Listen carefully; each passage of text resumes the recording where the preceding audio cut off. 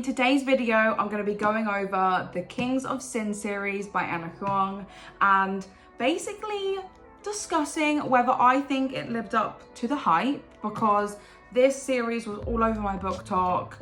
It was everywhere, and I know the author has another series called the Twisted series, and I've only read Twisted Love. So I can't compare the two because I've finished this one. It's got 4 books out, but the Twisted one, that has 4 books as well, and I've only read one of the books. So it's just gonna be a little breeze through the 4 books. Not crazy gonna go into the plot. I'm just gonna say what the overall Kings of Sin series about and what I liked about each book and what I didn't like, because some of these better than expected, others not. And if you don't care about the review, you've read this series, please use the timestamp, because I need you, I need your help. I have a question, a huge question, and I don't see anyone talking about it, nobody, and it has to do with the 3rd and the 4th book. Huge question. What is happening? I feel like I'm going to Lulu, so please skip to that and please answer if you've read this series. So what is the Kings of Sin series about? It follows 3 besties to be 4 besties. Like at the start of the 1st book, it is only 3 besties, but the 4th female that comes into the story gets brought in properly in book 2. She gets mentioned in book 1, but it's not. She's a bit of a side character, but she gets more integrated into the group the 2nd book. But yeah, it's about these women living in New York, and they each have a relationship or a situationship with billionaires, because it is a billionaire romance, and I can't really compare it to other billionaire romances. I've only read the Lakewood, is it Lakewood? Lakefront Billionaire series by Lauren Asher. So I'm not a billionaire romance expert. For me though, this was good. Some books better than the others, but like it had extravagant spending in, etc. Like the high life, what I would want from a billionaire romance. It ticked the boxes for me. And the fact that it was in New York City, it could be a bit more lavish. I did like that. And in each of these books, oh, is that wonky? Sorry if the screen's changed there. I swear to God, in every single one of my videos, I noticed the camera's not looking good. Regarding the spice level, all of the books have elements of spice, and they have 3 elements. Usually 3 scenes. The book is not ransacked full of spice. There is actual plot to some of the books. And the 3 spicy moments are, there will be like foreplay. There will be the, oh, we've done something, but we really shouldn't have. And they backstep. Then there's, they do it. They do the deed. It's fabulous. Then we have the moment, which is public spice. They do something in a public place, but like behind closed doors, and it's like naughty, it's more intense, etc. All 3 of these books have those moments in. Oh, some of them really make me laugh. One thing I love about the books is that they each follow a different theme. So the 1st book, Kings of Wrath, that follows an arranged marriage and revenge. The 2nd book, King of Pride, that one is a bit more like forbidden love, opposites attract, because the guy in book 2, he is prim and proper, whereas the girl, she's a wild child, she's a bit crazy, and she likes to go out, she's a party girl, she's great. Then the 3rd book is about a divorce and the ex-husband trying to get his ex-wife back. And then the 4th book is a kind of like a work romance in a sense, because the woman is the PR agent of the billionaire man. Such a good book. Anywho, so you get the vibe. Each of the books is very different. Each of the women are very different. And to be fair, so are the men. I feel like it's not spoilers saying who each of the books about, because I think it's obvious as you start reading book 1, you know who the books are going to be about. So yeah, just caveating that here. I am going to be saying who the main characters are of each book. But let's get right into it. First book is King of Wrath, and this follows Vivian and Dante. Like I said, this is an arranged marriage, and the only reason why Dante is agreeing to do this, is it Dante or Dante? I'm sorry if I'm pronouncing any names wrong in this video, but back to it. He's agreeing to marry Vivian because her dad has done something bad to his family. So he's like, I am doing this for revenge and I'm gonna get you. Like, I'm gonna ruin your life. Whereas Vivian's just a people pleaser. So she's like, yeah, I'll marry you. I just have the hots for these two. These make a cat power couple. I love them. And the way Dante is, like, if anyone crosses Vivian, there's no second chances. There is none. They're gone. And he doesn't get other people to do his dirty work. He does it himself as well, which I'm a fan of. And this book definitely included things that I did not expect. Like, I was like, whoa. It also has an ex-boyfriend that comes back into the mix, and a jealous Dante. It's fabulous, those scenes. And overall, I gave this a 3.5. This is the highest rating this series got because they are good books for me, but they're not great books. Like, it's not the best writing, but it was everything that I needed. Like, a 3.5 is a 5 out of 5 experience for me, but then I have to be fair on the type of book and the writing, etc. Next, King of Pride, and this follows Isabella and Kai. Now, I need to caveat this hardcore. I freaking loved Kai in King of Wrath. He was a great character in this, and I was gagging for this book. I ran to pick this book up. Actually, I didn't even pick it up. Getting ousted by the sticker here, which, this is a crime. I cannot get this off the works. If anyone working at the works is watching this, don't do this. I cannot get this off properly. Like, it's gonna ruin the book. So it's stuck on there for now. But I ordered it right after finishing King of Wrath, and I was so disappointed in this book because, as well, Isabella's my favorite because I feel like I'm more Isabella. She is the one that is unserious. She's a bit of a wild child. She likes to go out. She doesn't take life seriously, but then she has like internal struggles. She's a bit of not a failure, but she starts and stops loads of projects and finds it hard to follow through with them, etc. So I was gagging for their book, and this was trash. What did I even give this? I gave this a 2.5. So it wasn't completely garbage. I love those two, and it did have some good moments in there. And obviously it progressed the story. So we got snippets of Vivian and Dante, what's going on with them. We get introduced to, like, we learn more about the other women whose stories we follow in later books, etc. But the dialogue in this was very underwhelming, and I didn't even feel like there was much going for this. I feel like I was waiting for something good to happen, and it didn't. But about the book, Isabella works at a bar, and I can't even remember what the bar's called. It's like a bar only for billionaires. It's a really big place in the book. It's in all 3 of the books. It's very VIP. Valhalla Club, thank you.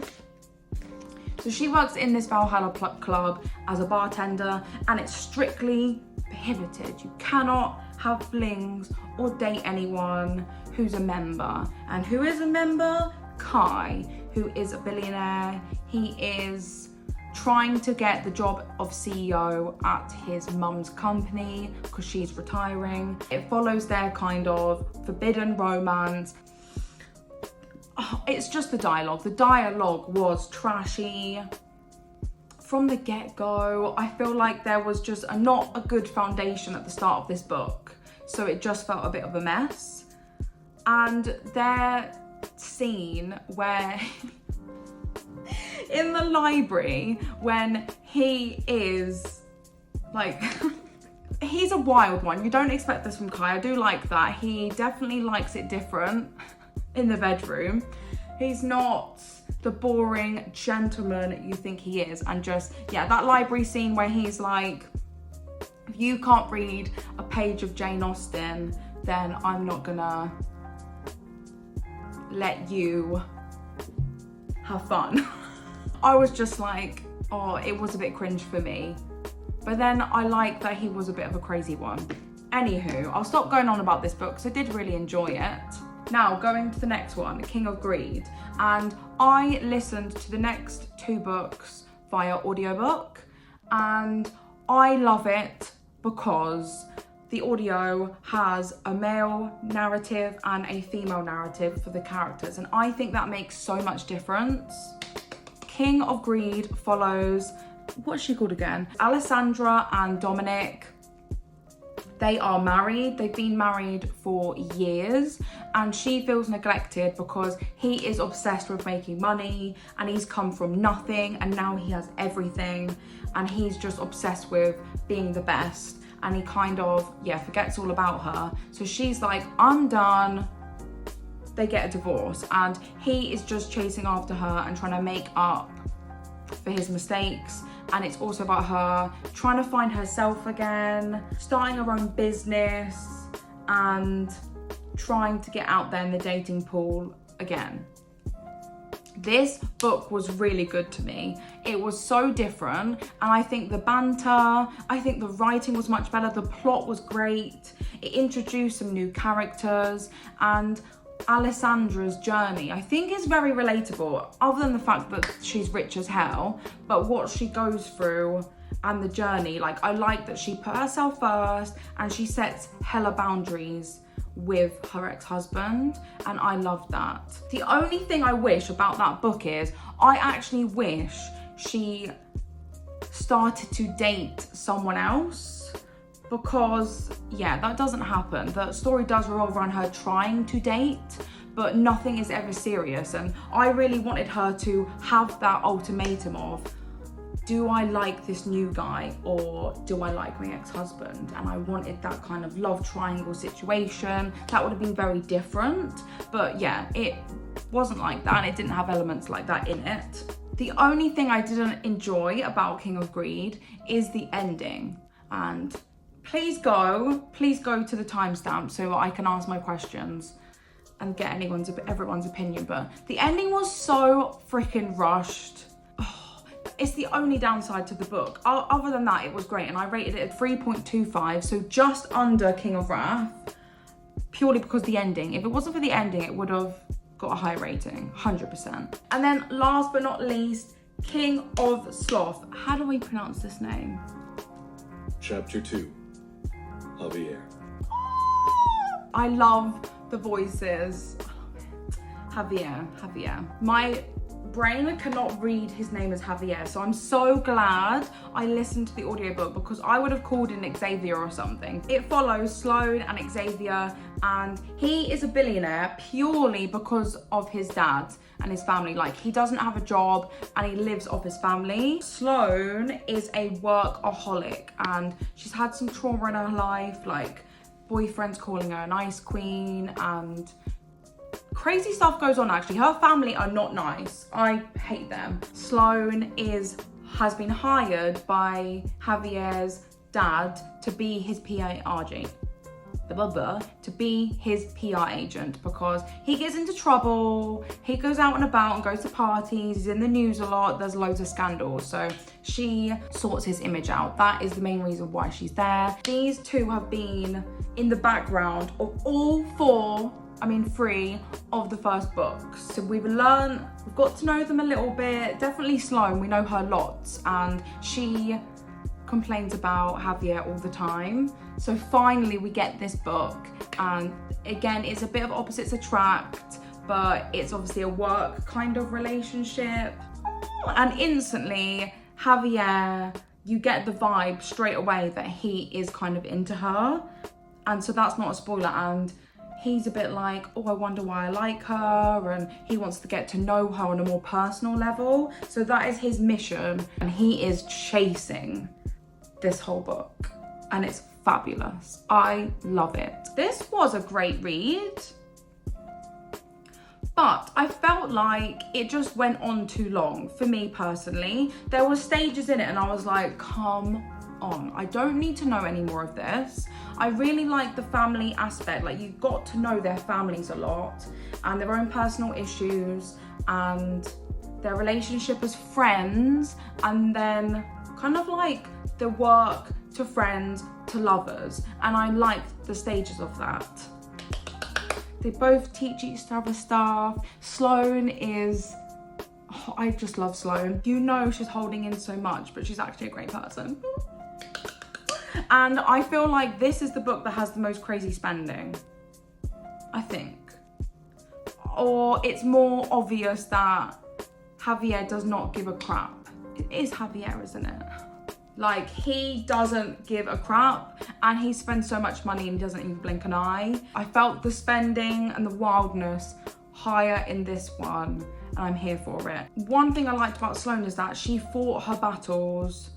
She doesn't get walked over, and she is a powerhouse, and she will not let men treat her bad. She has standards that are unbreakable, and I'm here for this. And I felt like those two in that book, they had the best connection out of all 4 books. Like, the connection between these two was sublime. And I gave it a 3. The plot and the massive lull, it demoted it to 3rd. So my favourite was King of Wrath, then King of Greed, then King of Sloth, then King of Pride. Yeah. Now, the big question mark. This is spoilers. I mean, you could read, it's not gonna ruin the book for you. This isn't a massive spoiler, it's just a side plot that goes on. I guess it kind of is a spoiler for book 3 between Alessandra and Dominic. Alessandra? Yeah. So it's somewhat spoilery. So this is your warning here. Is Alessandra pregnant? This was my main icks of the books. I feel like, again, that's why I didn't like King of Pride, because we found out that Vivian was pregnant and I was just like, okay, she's pregnant, fine. I guess they're all adults and they're billionaires, so yeah, it would be easy and it's convenient for them to have kids. Anywho, we find out in King of Pride that Vivian is pregnant. And how do we find out? We find out because these girls have girls' nights and they're always cocktail nights. So they're drinking and Vivian's not drinking, and then it's like she tells them why she's not drinking, and then it's a big moment. She's pregnant and blah de blah de blah de blah. Great. The end of King of Greed. They freaking get remarried. I hated that. I don't understand why they did it so quick. But anyway, they get married, Alessandra and Dominic. And she tells him at the wedding, at the end of the book, that she's not drinking because she's pregnant. She tells him this. So, the next book begins, King of Sloth. No mention of it. They have cocktail nights. They have girls' nights. They even mention Vivian's child. Everyone's still drinking. I understand if it's just not mentioning the fact that Alessandra's not drinking, but the fact that we found out that Vivian was pregnant because they drink at these wine and cocktail nights, and they continue to have them in King of Sloth, and there's no mention of Alessandra not drinking or them questioning it. There is one mention that Alessandra and Dominic leave a party early, but that's it. That's the only inkling where it could be like, oh yeah, they're hiding their pregnancy still. But why would she hide her pregnancy? This should definitely be showing, because this isn't like next day. The book happens, King of Sloth happens over like a year period. So did they lose the baby? It's just never mentioned, and it does my freaking head in. Like, the whole book I was like, what is happening here? I didn't get it. It didn't click why it wasn't mentioned, and it kind of played it off as she wasn't pregnant anymore. Please somebody tell me, am I going crazy? Is anyone else thinking this? Like there's 3 things. She's lost the baby and it's just not mentioned. 2, she's hiding her pregnancy, but how can she hide it when she's going to these wine nights? And it's been over a year, so it's impossible to hide at this point. Or the author has forgotten. And I'm really scared that Isabella is pregnant because at Sloane's, it's at Javier's event, at the end of King of Sloth, they say Isabella's not drinking. And I was thinking, obviously that's not a sign in real life all the time, but in this book series, when someone's not drinking, they've ended up being pregnant. It's just the theme of the book. And Isabella does drink, she likes to drink. I don't want all 3 of them pregnant. I'm sorry, I don't want to read about that. Oh, but yeah, anyway.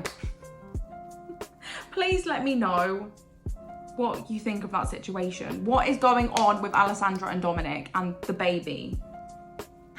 One good thing is that I don't think Sloane and Javier want kids, so that's not going to be an issue in future books.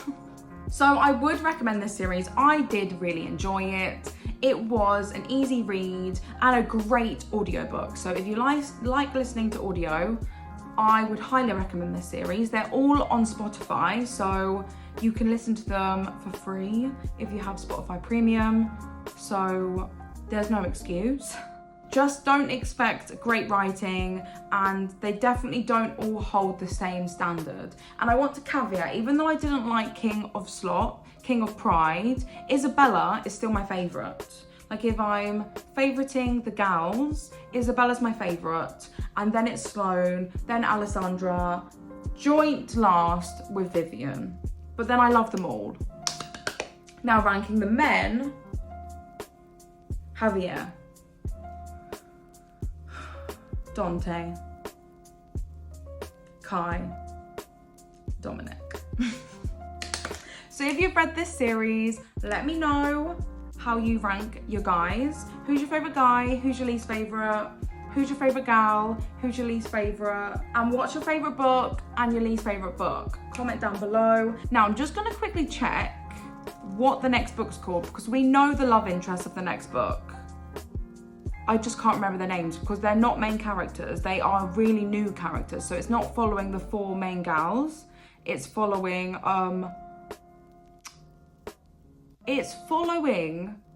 a client of Sloane and then a business associate of Javier.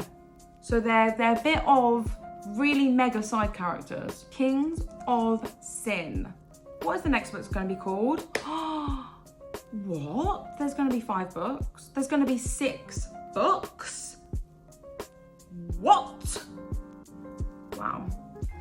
They've already been named. Okay, so the next book, there's going to be 7 books. Okay. Okay. Wowza. Wowza. Well, I have no clue who the others are going to be about. So King of Envy is the next book. That is due to be out next year. And yeah, like I said, that follows those 2. And Sloane's like female client, she is engaged. So it's about like an engaged woman and then a man who has been through trauma. You'll find out more about him as you read King of Sloth. Then book 6 is called King of Gluttony. I'm gonna click on it. Do we know anything else about it? It's got 32 reviews already. How? The book's not even out. It's got no book details or anything. So I hate people that leave reviews when they do that. Anyway. And then the last book is called King of Lust. Who I would love to be a man in one of these books is Alessandra's hunky landlord for her shop.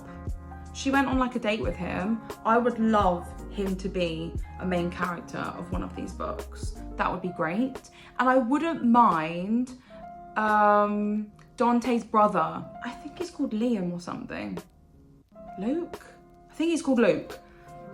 He is in the books for a while. He's a lot in King of Raph, the first book, but he is in King of Sloth quite a bit as well. So I wouldn't mind a book being about him. Wow, we're in for a bloody treat. There's 7 books. So, did you know that? Because I had no freaking clue. But I hope you enjoyed today's video and I hope to see you in the next one. Bye guys.